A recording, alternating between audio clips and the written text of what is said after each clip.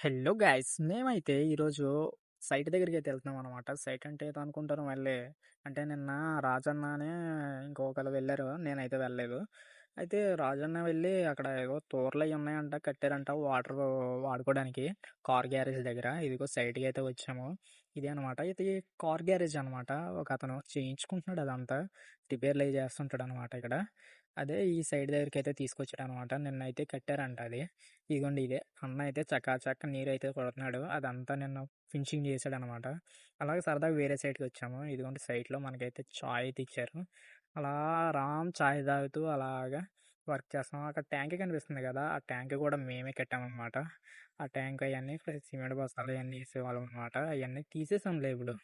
ఆ ఎదర కనిపిస్తుంది కదా, ఆర్మీ ఇవి ఉంటాయి కదా, ఇది బెల్ అనమాట.